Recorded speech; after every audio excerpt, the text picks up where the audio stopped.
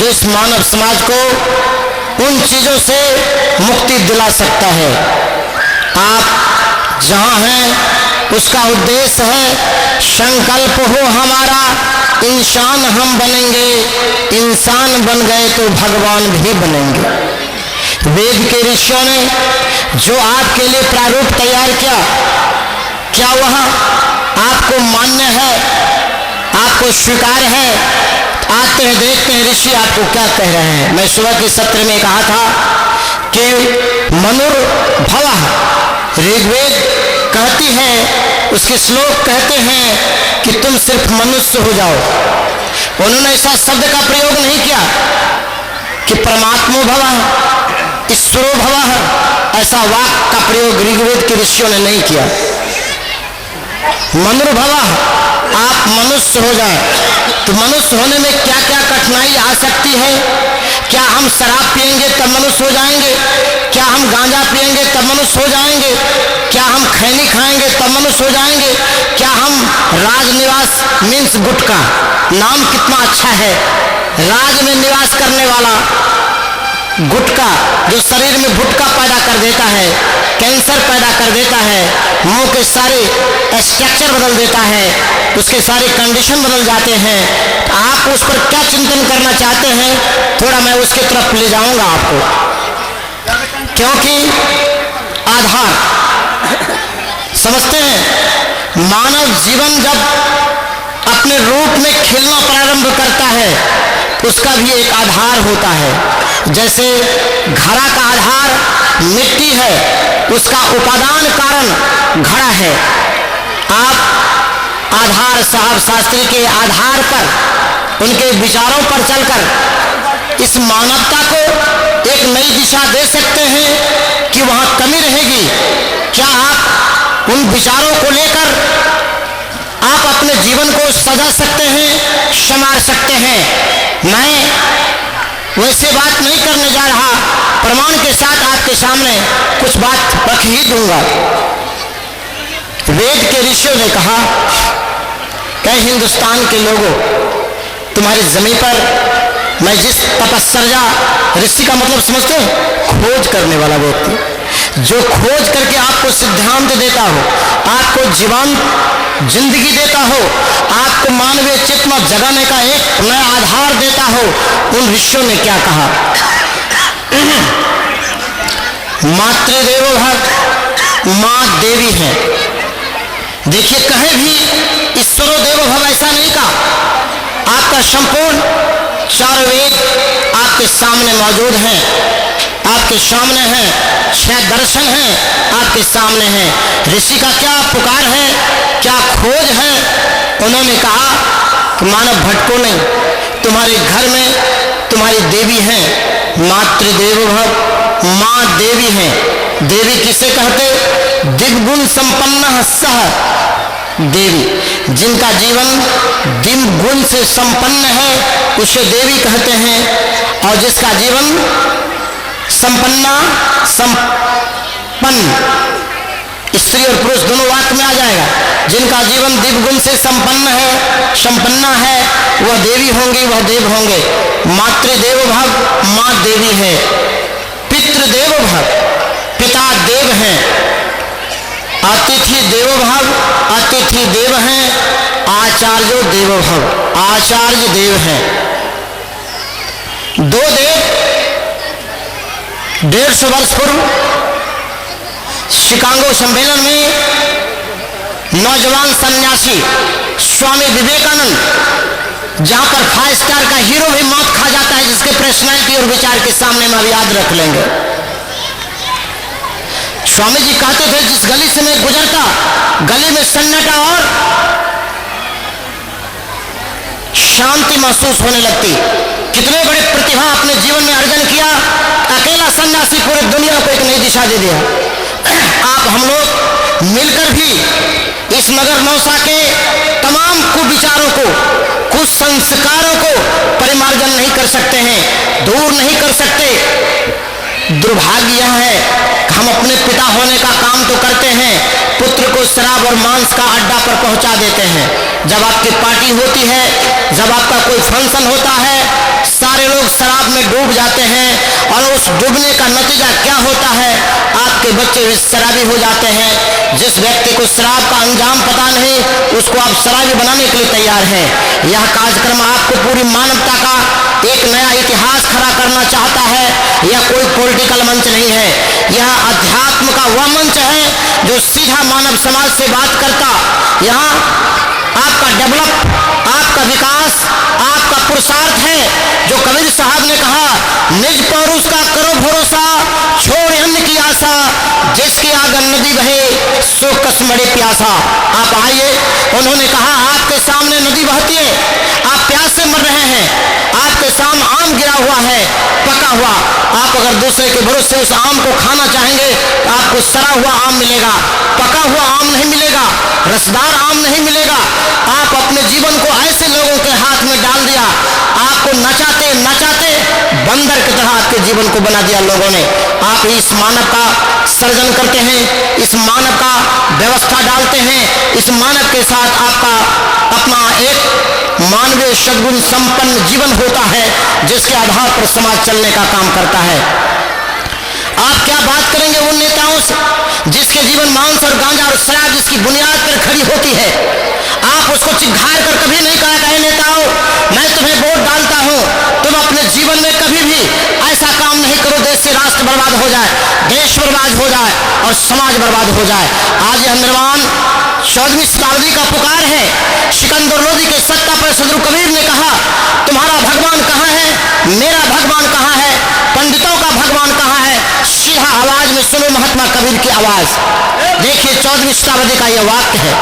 आप अभी तक चिंतन नहीं कर पाए। उन्होंने कहा, उनके पंडितों से कहा, उनके मौलवियों से कहा कि पूरब दिशा हरि के वासा।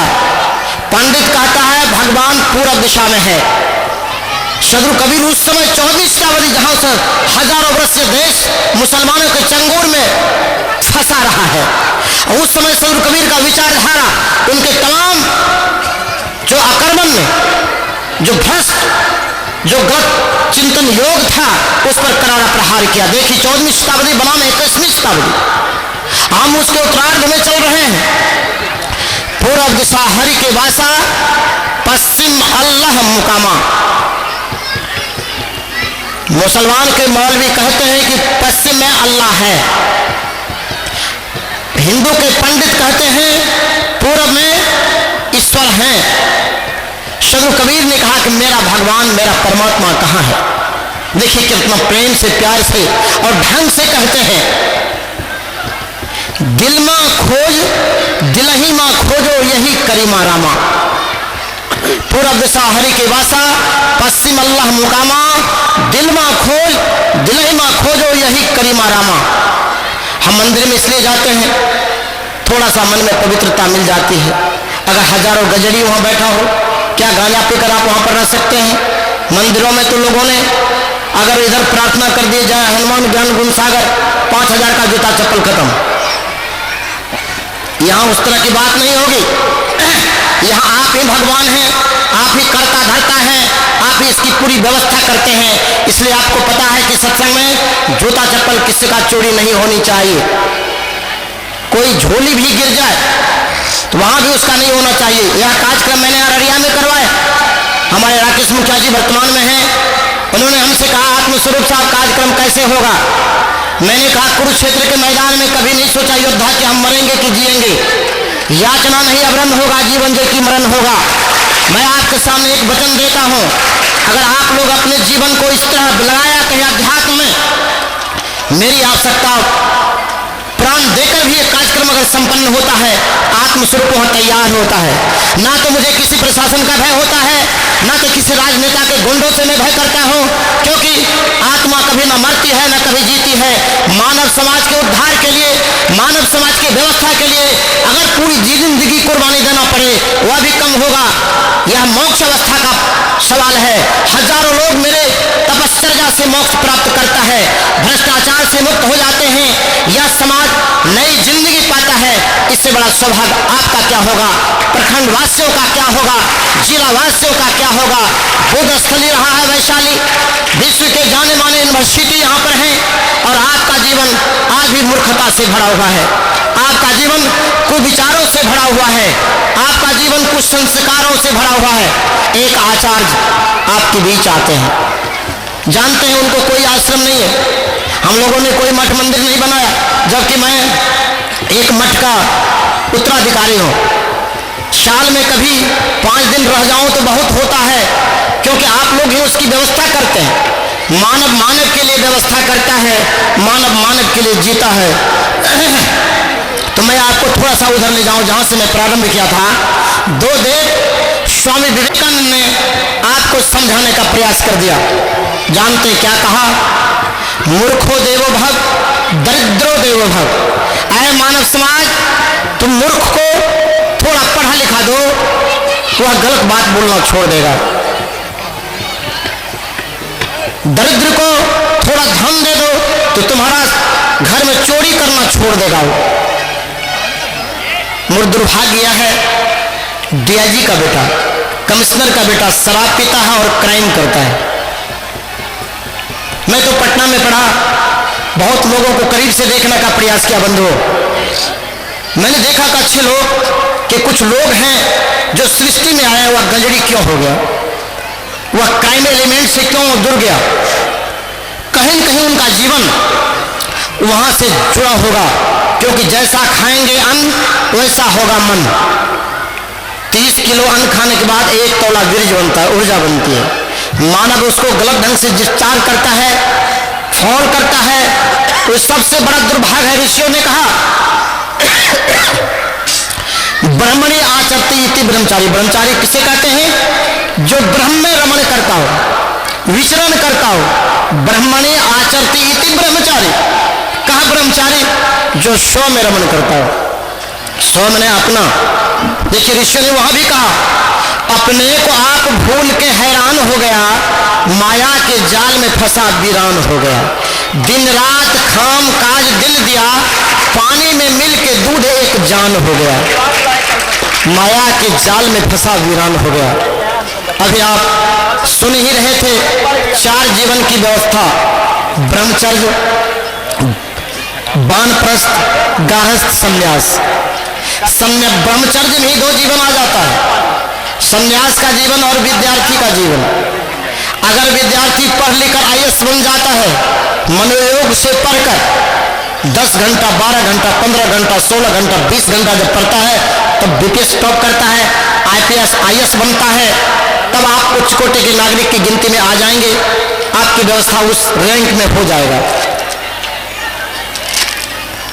आप अपने जीवन को वहां तक लाने में 15 से 16 घंटा पढ़ते हैं, क्या 5 मिनट भी आप अपने तरफ लौटते हैं?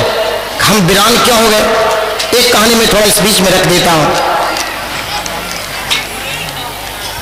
एक पूर्णिया जिला में दीपक कुमार आईएएस थे, उनकी पत्नी भी आईएएस थी, हरजीत कौर। मेरा संबंध बहुत करीब था उनके साथ। जब भी कभी मैं जाता, पता चल जाता, उनको बुलाते कि साहब थोड़ा बैठिए, हम लोग आत्मरंजन, मनोरंजन मतलब टेलीविजन, कुछ ऐसे शब्द को सुनकर आप मनोरंजन कर सकते हैं। आत्मरंजन सिर्फ आत्मरंजन व्यक्ति से ही कर सकते हैं। देखिए ऋषि वहां क्या कहते हैं, मैं थोड़ा आपको सुनाऊं। कहा आत्मा का स्वरूप क्या है? देखिए सदगुरु कबीर ने कितना अच्छा विचार प्रदान आपके सामने क्या होगा, साधना जन ने दिया, ज्ञान दिया होगा। उन्होंने कहा सत चित आनंद वही स्वरूप है आत्मा का। आत्मा का स्वरूप क्या है? सत है, चित्त है, आनंद है, ये आत्मा का स्वरूप है। आत्मा का स्वरूप वह नहीं है मंदिर में जाना, आपका घर ही शिवालय है, देवालय है। जिस घर में बुद्ध आ जाता हो, जिस घर में सदगुरु कबीर आ जाते हो, जिस घर में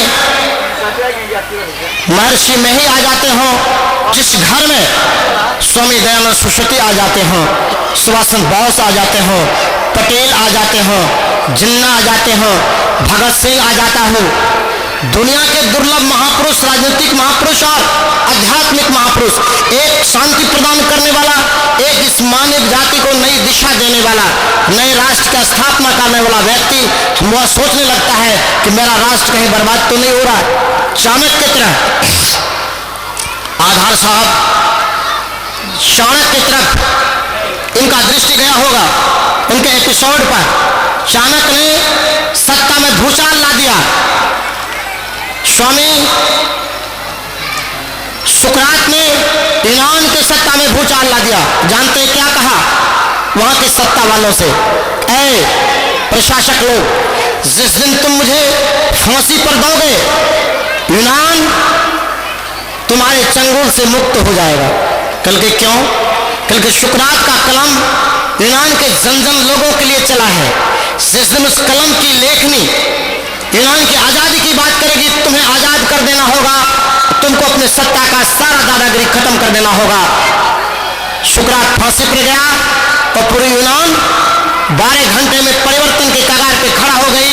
यूनान मान लिया कि यूनान का अगर कोई दार्शनिक है, अगर कोई परिवर्तन करता है, उसी का नाम सुकरात है। सुकरात साहब जी का काशी में दिमाग में एपिसोड आया होगा।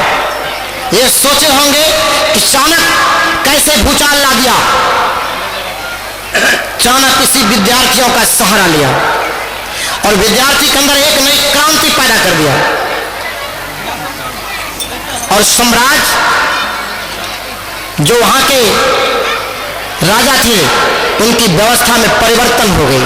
सिर्फ विद्यार्थियों की जिंदगी में सही विचारधारा, सही सोच पैदा हो जाए। मैं उन साधुओं की बात नहीं करता जो